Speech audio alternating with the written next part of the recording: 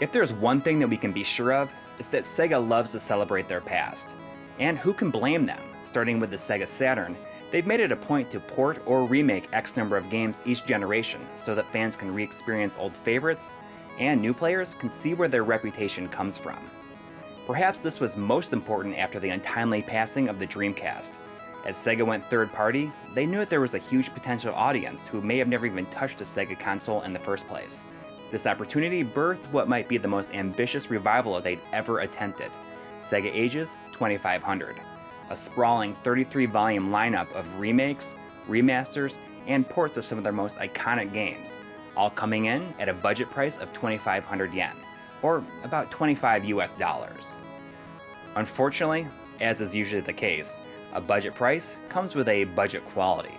I previously looked at the first 5 volumes of this series, which was a mixed bag of surprising remakes to disastrous updates. But what lies beyond? Let's check out some more entries in the Sega Ages 2500 series.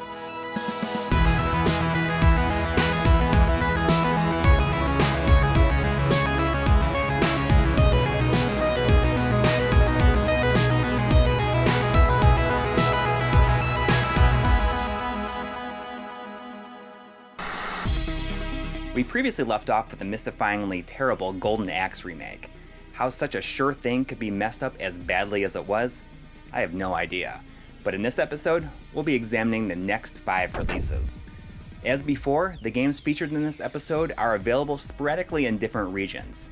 While all were released as separate volumes in Japan, several were localized to North America and compiled onto a single disc called Sega Classics Collection on the PlayStation 2. So, with that, let's get started. Volume 6 is the first compilation in the Sega Ages series, combining the hard-boiled action of the 1990 arcade game Bonanza Brothers and its action puzzler follow-up, Tant-R. I'll admit that Bonanza Brothers always struck me as one of those games that Sega perpetually seemed to be trying to make a thing, at least in the US. When it was released on the Genesis in 1991, I had no real interest in the game. At a glance, it's not exactly something that looks stunning in screenshots. And now that I think about it, I don't think I've ever met anyone who is very passionate about it either.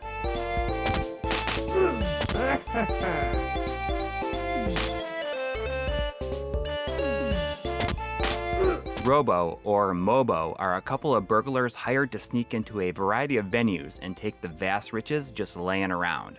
This is a simple setup by itself, but the intro paints these different locations as the real crooks. A mint printing counterfeit money, a corrupt bank, a department store. You need to collect evidence to expose their fraudulent activity. The key to getting away scot-free is stay in the shadows and undetected.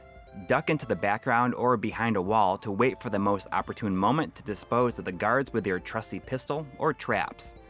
Some security guards are equipped with a shield or have patrol dogs by their side, so this is more of a game of patience than your typical arcade action game. One small screw-up and things can get out of hand quickly, so you'll develop a fairly intimate knowledge of level layouts and enemy behavior. A map at the center of the screen tells you where all the treasures are, but there's a time limit, so no pressure, okay?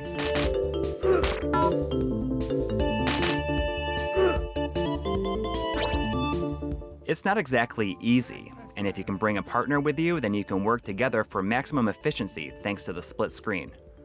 Although I do wish there was a way to turn off the split screen if you're playing solo. But I guess that does encourage the drop-in multiplayer and is true to the original version.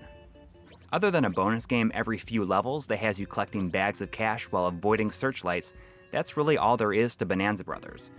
Its main draw is the stealth action, which feels unique for an arcade game, but is still a bit too chaotic for me. But what I can absolutely appreciate is the sort of pre-rendered style of this new version. This simple, clean, and crisp look has more appeal to it than many of the previous 2500 releases.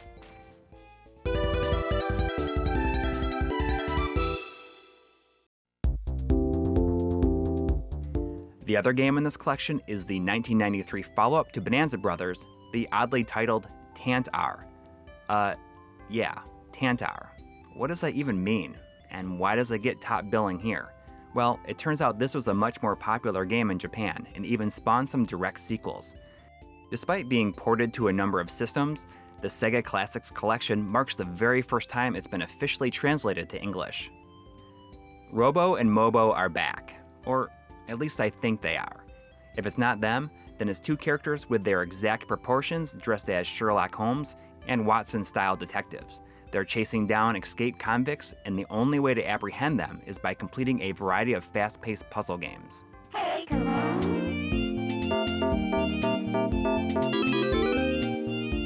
And there's an absolute ton of them, something like 40 in all. These unique and quirky games mostly boil down to an assortment of visual memory challenges, although there's also counting, maze, and button mashing games in there too. All are easy to understand, but the real challenge comes from the ever-encroaching timer. The closest approximation to Tantare's wacky style and gameplay that I can think of is the WarioWare games, which may or may not have been inspired in some way. But more than anything, this feels like something you'd see on a touchscreen kiosk at your local sports bar.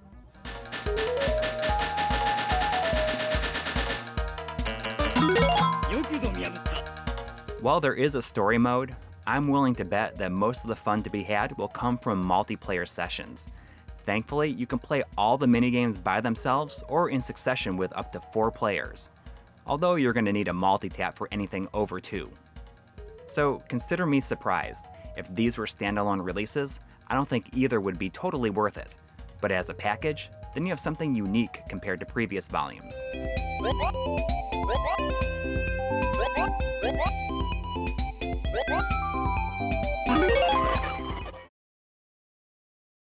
I still have no idea what Tant-R means though.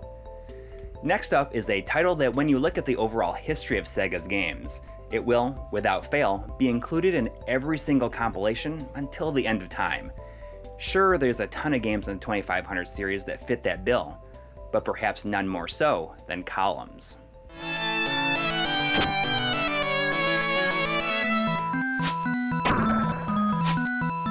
The Falling Block Match 3 Jewel game has spawned a number of sequels over the years, but sometimes it seems like Sega really only focuses on the first game, and as such, it's the one that people tend to be most familiar with. Honestly, is there anyone out there who doesn't know what Columns is by now? Although it wasn't originally developed by Sega, by the time they purchased the rights and released their own version in the early 90s, it was often seen as Sega's answer to Tetris, even though they'd already developed their own version of that a year prior to Columns' release. Since then, it's become synonymous with Sega's brand, their 16-bit hardware in particular.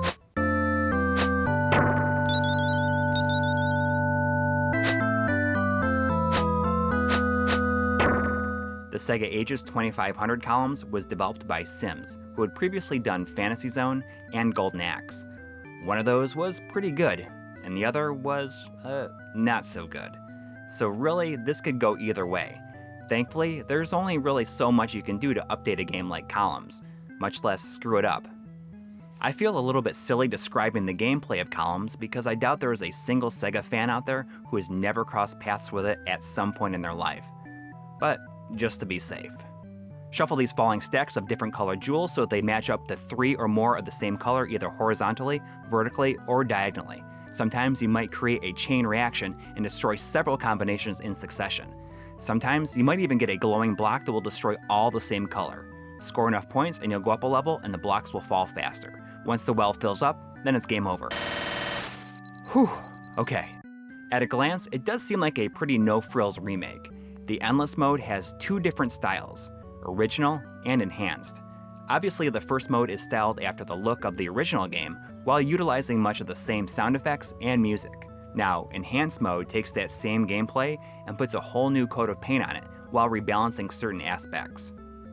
Once static blocks are now animated and spinning in place, while the magic jewel meter in the center of the screen lets you know when you might receive divine help from the heavens. Maybe it's just me, but despite the perceived graphical upgrades, I couldn't help but feel that this mode looks decidedly worse than the original. The biggest surprise here is hidden under the Versus CPU mode. By the name, you might think it's just a typical face-off against a computer opponent, when in fact, it's so much more. Taking a cue from Columns 3 and a number of Puyo Puyo games, this mode is actually a campaign, with a storyline and everything.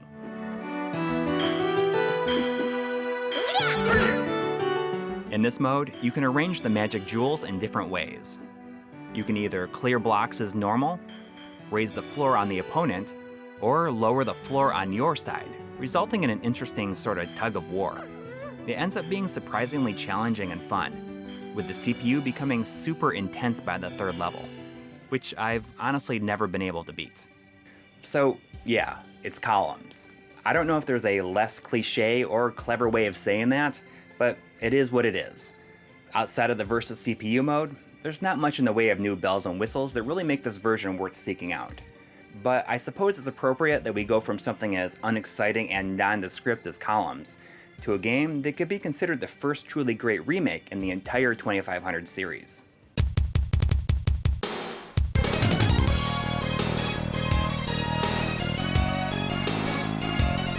Virtua Racing, Sega's arcade Formula One racer, was incredibly impressive when it released in arcades in 1992. Utilizing the powerful Model 1 arcade board, it was no small feat when it came to porting this game to home consoles. The Genesis version employed the Sega Virtua processor, or SVP for short, to achieve some impressive results upon its release in 1994. The following ports on the 32X and Saturn were also decent, but it wasn't until the PS2 version arrived that certain aspects were actually able to top the coin-op original.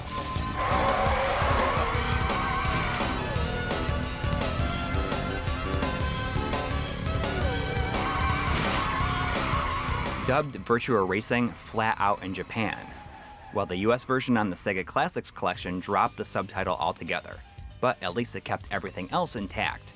In the scheme of the 2500 releases so far, Virtua Racing represents an interesting juxtaposition to Monaco GP to show just how far Sega's racing games had progressed. It's notable that VR was the first of the 3D Ages titles to originate from an actual 3D game, and as such, we're in slightly uncharted territory here. It's speculated that this version of the game was built from the ground up to take advantage of the PlayStation 2's hardware, and it really shows. It has a supremely clean look to it. After all, this was the first home port to achieve a full 60 frames per second, so it's silky smooth. The increased hardware power also allows for some other luxuries. Most apparent is the increase in draw distance when you pull the camera out to its maximum viewpoint. However, this does come with some occasional slowdown in certain parts of the race.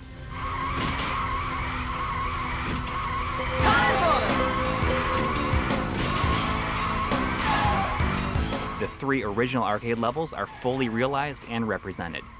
Big Forest is perfect for beginners. Bay Bridge is for those who want to push their skills just a little bit further.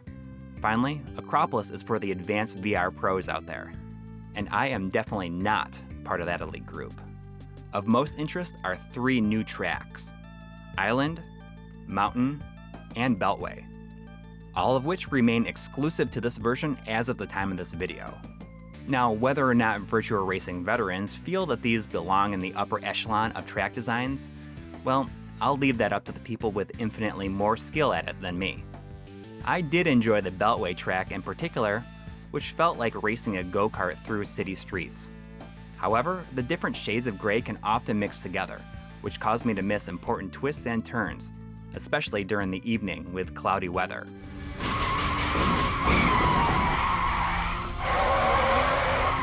These new levels are accessed via the Grand Prix mode, which is more of a campaign mode. Here, you race several sets of races across a bunch of levels in succession. As you place in each race, you earn special points that can be used to unlock new vehicles. If you want to put some work into improving your driving skills, hit up the free mode, where you can practice any track you like with a number of different variables, such as laps, opponents, and time and weather cycles, so you can get your fix of that signature Sega blue sky. If I have any particular disappointment, it's that I wish there was a bit more customization. Specifically, I'd love to be able to tweak the size and opacity of the map, maybe even prevent it from rotating during turns. I find it extremely disorienting, and it really gets in the way of some levels. Lack of specific options aside, we may just have a new gold standard for these remakes. Even though this version has been trounced by the Switch version, it took a good 15 years for it to be bested as the ultimate home port. I'd say that's pretty good.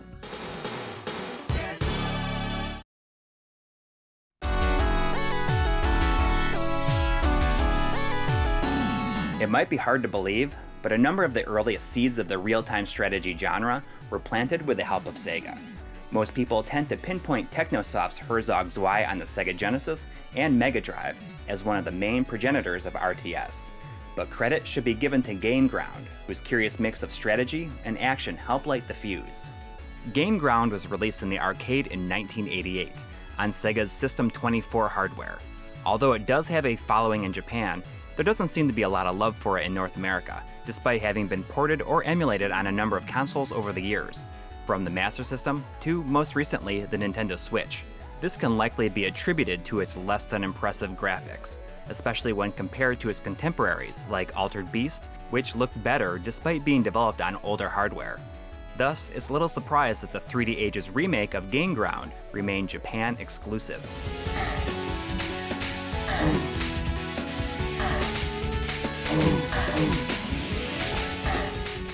So, what is going on here exactly? Well, Game Ground mixes elements of Gauntlet with dashes of strategy that create a rather unique blend unlike anything else in Sega's pantheon. Each arena is made up of a single overhead screen, filled with precisely placed enemies who block and exit. You begin with 3 characters in your entourage. Completing each level can be done in 2 different ways: kill all the enemies, or get every character to the exit before the timer runs down. The real strategy comes into play when you have to choose which character is best suited for each level and the enemy layout. Each member has 2 different styles of attack, which play to different strengths. For instance, Athra throws his spears forward, but he doesn't have a very long range, so if you get too close then you might trigger a mob of enemies that you can't possibly deal with fast enough. Situations like this would be more manageable for Johnny, who can snipe them from a safe distance. However, Athra can arc his spears in the air to get enemies on high ground or on the other side of a wall, something which Johnny cannot do. Betty has a gun for close quarter fighting, but she can also toss explosives to take out multiple enemies at once.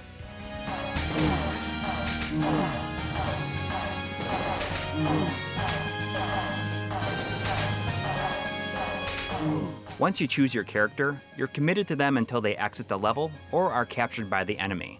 If the latter happens, then they turn into this little doll on the playing field. If your next character can grab the doll and make it to the exit, then you've successfully rescued your companion and they're available to use once again. But if you get hit, then the replacement character needs to be rescued instead. But you're not limited to just those 3 individuals. Some levels have additional characters that can be rescued, each with their own abilities.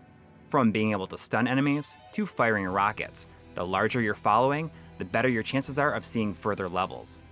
The 3D update to the graphics doesn't do much to enhance the overall experience, with muddy textures and tiny characters who look much less defined than their sprite counterparts.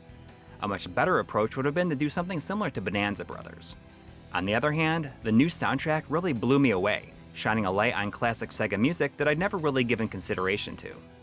There is an extra mode that unlocks upon completing the main game, which supposedly changes the graphics, stats, and gameplay, although I wasn't able to get a first-hand look. For years, I judged Game Ground solely on how it looked in screenshots, which frankly isn't too impressive. But upon playing it, I'm not ashamed to say that I was wrong.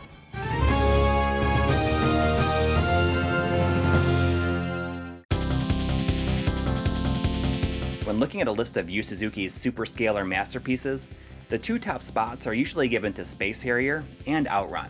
Those 2 games in particular changed the landscape of arcades in the mid-80s and are still influential today. In a distant third, you'll probably find the beautifully chaotic fighter jet shooter, AfterBurner 2. I fell in love with the arcade game's fast action at an early age, with movies like Top Gun and Iron Eagle driving my desire.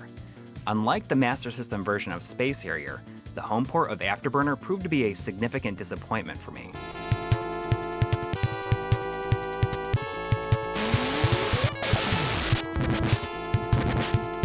Years later, I put my hopes and dreams into some promising screenshots of AfterBurner 2 on the Genesis, hoping that the 16-bit hardware could deliver what the 8-bit could not. While it was an improvement, I was let down yet again.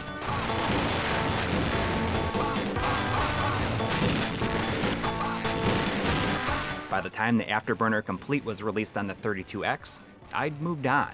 If only I'd given it one more chance. I would likely have found this version to be completely satisfactory, regardless of the reduced frame rate.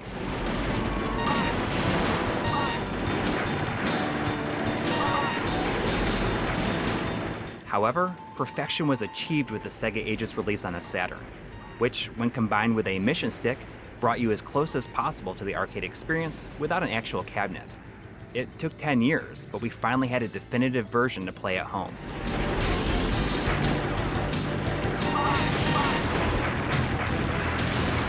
So, where am I going with all this? Well, despite not being as well regarded as the previously mentioned Superscalar games, the actual feel of AfterBurner 2 seems to be much tougher to lock down and get right in ports, which has me wondering, would a complete remake be able to accurately translate the gameplay, intensity, and speed of what seems like a simple game on the surface? Get ready.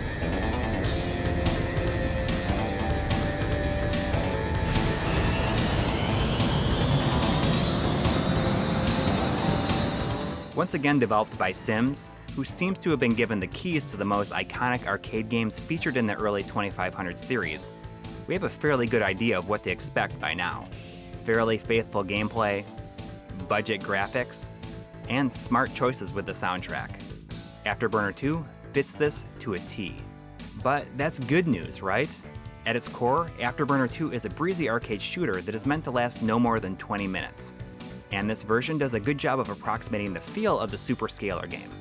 The speed is there, and it feels nice with the analog stick of the DualShock 2. The main issue is the graphics, which severely suffer from their interpretation to polygons. From the deck of the Sega Enterprise to above the clouds. Even with the increased variation of foliage, buildings, and structures, it lacks any sort of character of its own.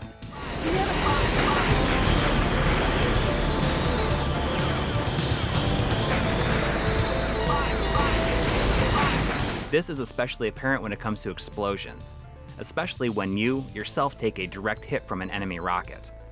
It simply lacks any of the impact and spectacle. But hey, at least the smoke trails look decent.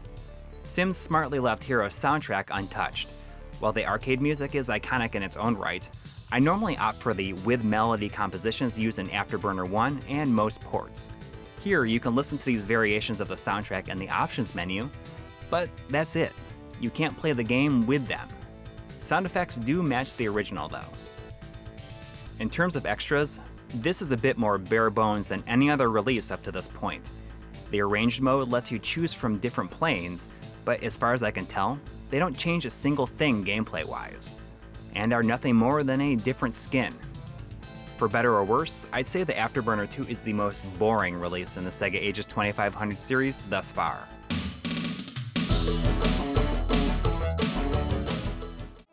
So, what do you think? Did you see anything here that makes you feel any different than the last set?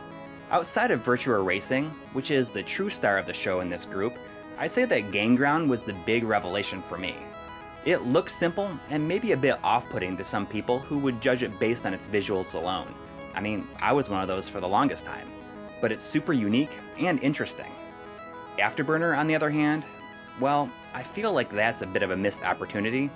But in a world where AfterBurner Climax exists, it's not that big of a deal, I suppose. So what do we have up next? Well, among others, there's Puyo Puyo and Hokuto no Ken. That's Black Belt for you US Master System fans. And of course, the Superscalar icon, Outrun. I'm a bit curious how these are going to come together. Aren't you?